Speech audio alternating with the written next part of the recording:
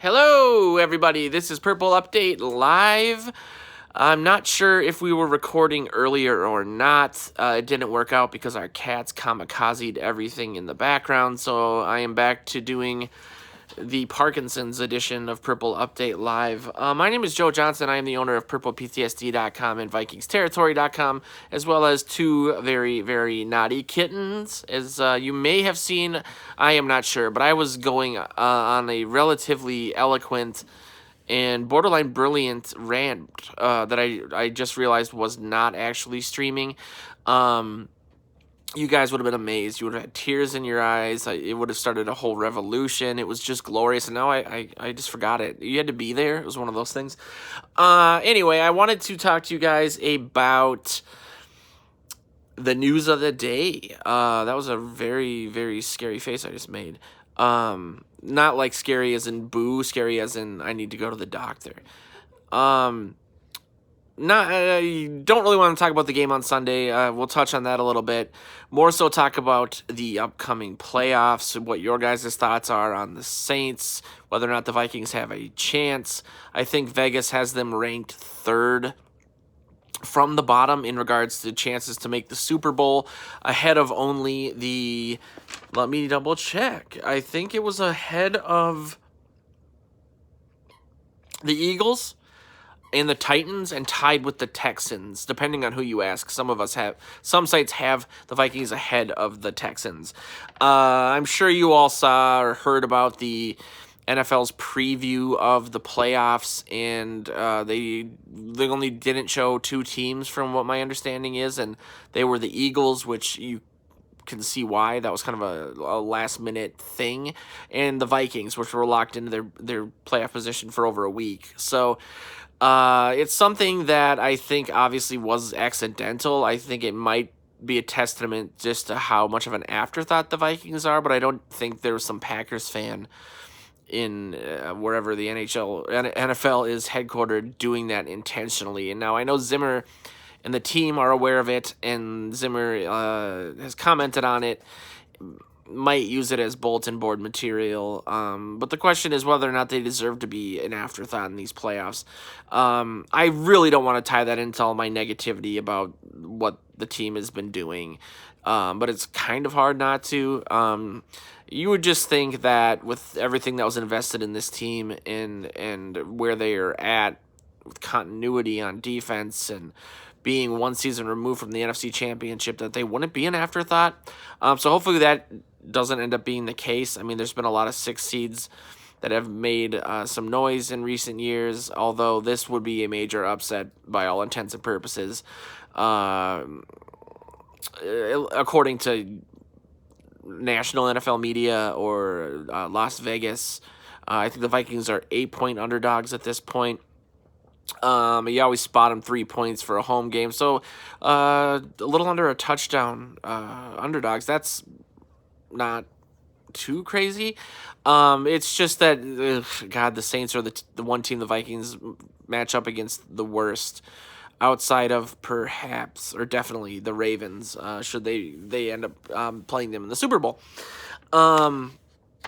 But yeah, we found out late Sunday night that the Vikings would in fact be playing the Saints. I treated that as if it was a fact after the Bears game on Sunday. I want to say it's because the Cosmos let me know that of course it's going to be the Saints, because why wouldn't it be the Saints? Why would it be the easier of the two roads traveled? Why would it be Seattle, who, while still a contender, I think are, outside of the Packers in the NFC, the team that is almost solely just propelled by the play of their quarterback. You could say the same thing about the Vikings, but the Vikings obviously have Dalvin Cook, but the success or failure of a Vikings outcome of a game usually depends on whether or not Cousins will feel comfortable and the Vikings will run the plays where he's been excellent, or if they'll run the plays where he's been bad and then he'll play bad. Russell Wilson has elevated a mediocre roster to the levels that they're at. I think we saw that on Sunday night. He was willing that team to a near victory. The Packers, they do have a lot more talent on their roster outside of the quarterback position than the Seahawks do. I think we saw that ourselves on Monday night that, Rodgers was off, just throwing behind his guys over their heads. I mean, 2014 Rodgers would have beaten the Vikings by 21, 24 points. That's just not the case. So it would have been nice to go to Seattle because the Vikings already faced them. I think that it's hard to beat, as everyone says, it's hard to beat an NFL team twice in the same season. The Vikings arguably should have won that game despite some iffy play calling. They had the worst roster, or the worst quarter of football that I've probably ever seen in the third quarter of that game. It was a lot like the first half for the Packers on Monday night. There's all those crazy turnovers and just weird stuff going on. And despite that, the Vikes still had, a couple minutes left. We're only down by 4 points. It's a very frustrating end to that game, but it was close. And you could argue that if they had just been even keel in the third quarter, that things wouldn't have ended up being as bad as they were. But here we are. We're facing the Saints again. I'm sure they're going to want vengeance for the Minneapolis Miracle, or as some people who don't pay taxes on the stadium call it, the Minnesota Miracle. I don't know. I really feel... I said this at the end of the show the other day. When you're a kid in Minnesota and your parents are Vikings fans, or your family's got Vikings fans in it, and you're kind of indoctrinated into the lifestyle that is a Vikings fan, low expectations, coronary bypass surgeries. One of the first things you learn is that the Packers suck. Boo, you hate the Packers. It's just part of the culture. It's the same thing for the Packers, but they hate the Vikings and the Bears. So it's at times can be kind of tongue in cheek. You can have a buddy who's like a Packers fan, or you can run into a Packers fan at the gas station and kind of give them shit. But it's all lighthearted. It's not like Raiders level, I'm gonna stab you in the parking lot type stuff. But then you have Saints who have come out of nowhere. Saints that the Saints as a team, you hate them mainly because of Sean Payton and Greg Williams, who's no longer there, but Payton is. Drew Brees is still there. It still feels kind of like the same team from 2009, even though it's completely different people on the field outside of Brees. And so it really makes you want to beat them again. I mean, it did feel like the Minneapolis Miracle was kind of retribution for 2009, but it wasn't. I mean, maybe if we had won the Super Bowl, but I would love nothing more than to have the Vikings just destroy them at home. Do I think that's going to happen? I think it depends. I think we'll know very early whether or not it will. I think if we see Cousins throw the ball into the feet of one of his receivers, we'll know, because that'll basically tell you that he's not comfortable with what things are going on. It's like the canary in the coal mine situation.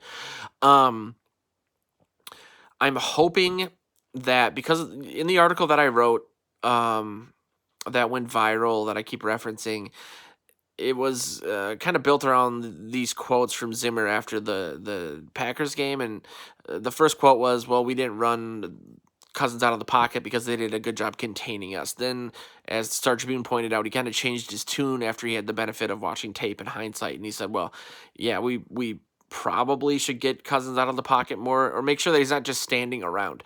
Yeah, probably. But the fact that he said that, I think, means that he's cognizant of it. As you guys all know, Zimmer doesn't do a whole lot of offensive game planning or any of that. He's one of the more hands-off coaches in that regard, and that's fine. But I still was a little confused as to why he wasn't aware of the game plan. That they weren't going to be rolling Cousins out. That it took tape and conversations for him to know that. That's neither here nor there in regards to what I'm talking about right now, but that's really frustrating. The fact that he did say that, though, we should get him out of the pocket more. It makes me feel like if they do more of the same negative sort of just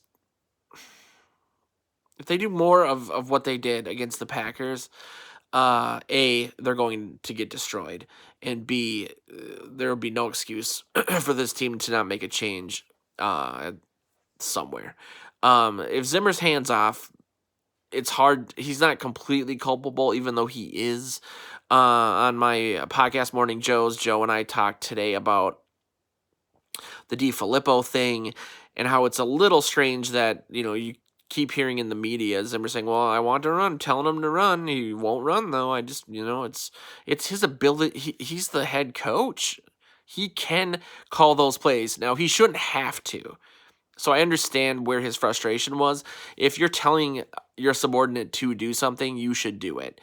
I mean, God, it felt so much like working at just a regular job, like as a cashier, saying, every customer that comes up, you should pitch them this new membership card, and then they don't do it, and then you yell at them, and then the next customer that comes up, you sarcastically do it. Like, do you want to join our membership? Well, of course they didn't. They said they were busy.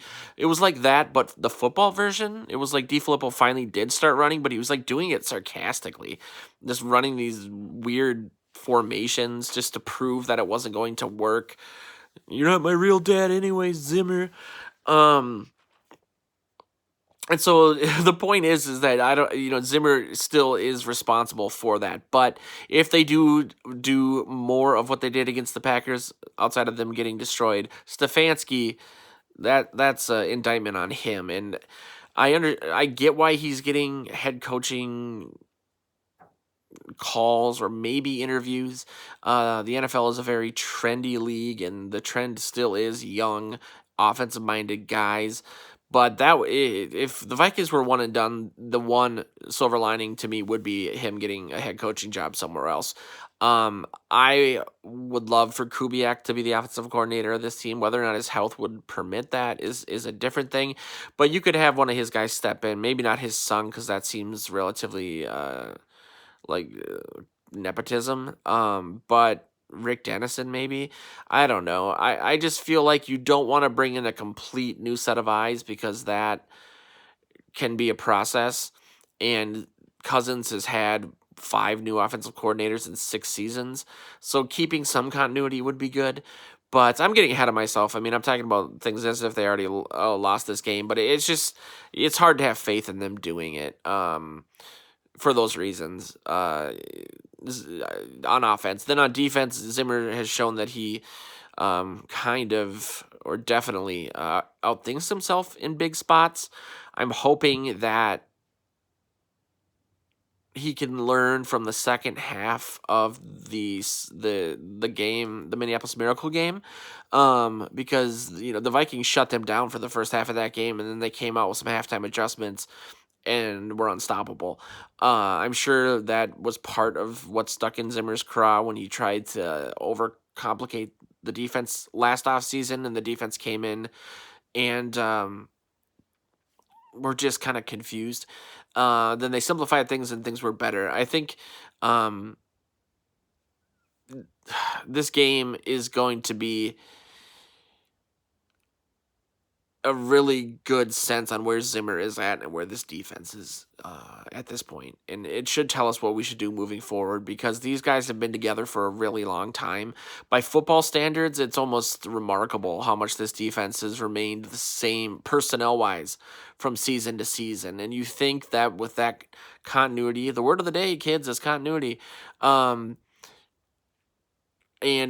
Zimmer's reputation as this defensive mastermind, that things would be going better than they are. Now, it's hard I understand that that defense is predicated a lot more on individual performance, and like links in a chain, every guy trusts the guy next to him to do his job, because if they didn't, they would have to overcompensate and do this for that guy. Or like Thielen said this week, don't do too much just because it's a playoff game.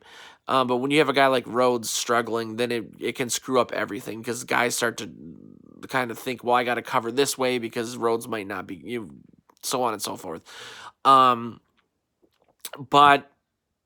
I mean, all those excuses don't mean a whole lot at this point. I mean, this team is built to win. It's built to win now. Zimmer's had the keys to Vikingsville. He's gotten every draft pick he's wanted. He's gotten every dollar spent that he's wanted. They have the best facility in the entire NFL over in Eagan, Minnesota. And so, results need to happen, and it doesn't matter if Rhodes is the reason why, because he was also allowed to draft Mike Hughes, for example. Hughes is still, I guess, a rookie by games played, but if you're going to spend a first-round pick on a guy and you're in the playoffs the year after his first year, injury or not, he should be able to contribute. Maybe Chris Boyd will be able to contribute. He looked good on Sunday. Who knows? But yeah, at this point, I'm not really big on the excuses or the whys. I just want this team to win. I mean, that's not a super hot take. We're 2 years into a 3-year experiment with Cousins that is aligned with Zimmer's contract renewal and Spielman's contract renewal, and I'm sure the Wolves expect better than a one and done situation. So I guess we will find out on Sunday. Typically I'm not this down about it. It's just been, recapping the 2020 season and looking at a couple things I'll get into in a minute. It's hard to say, okay, well, this is the average. Cousins averaged out as the 13th best quarterback in QBR. But if you look at his week-to-week QBR, it's like, after week 5, it's 3, 4, 2, 4, 30. And those games are the games that we all know about, that I've been talking about ad nauseum. So the team, I think the offense was kind of in the same boat. Huge weeks, unstoppable weeks, then awful weeks. The Green Bay game, again, being the third worst offensive output of any team this season.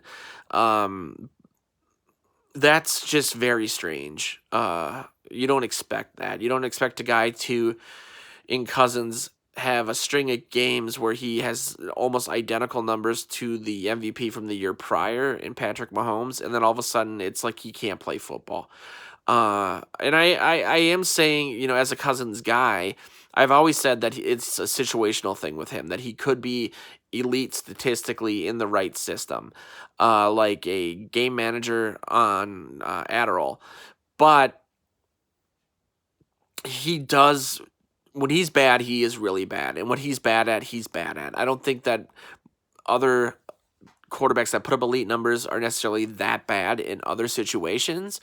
But, we're playing with the cards we've been dealt. And the fact remains that he can put up those elite numbers. He can take advantage of the talent around him if they use him correctly. And at this point, I know the only argument really that makes any sense to me not to do it is that the other teams would expect it.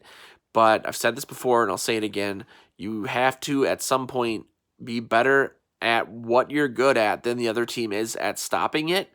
And there's no better time to do that than the playoffs. So I guess we'll see what happens on Sunday. Looks like Zimmer is aware and at least a little frustrated about Cousins being in the pocket so much against the Packers.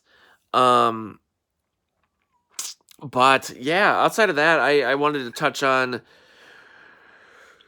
a couple things. I'm wondering, I'm going to restart this and see if you guys are seeing me. Oh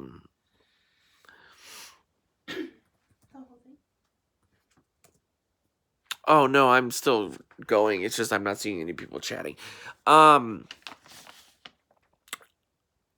have a bunch of other stuff I wanted to talk about, but since I'm not seeing anyone in the chat, maybe I'll come back a little bit later. Maybe I'll ring in the new year with you guys, or come close to Eastern time New Year. How about that? So yeah, I'll just be back later, I suppose. I miss you guys. It's New Year's Eve. Everybody's getting their booze. Stop living lives and pay attention to me. All right, I'll see you guys later.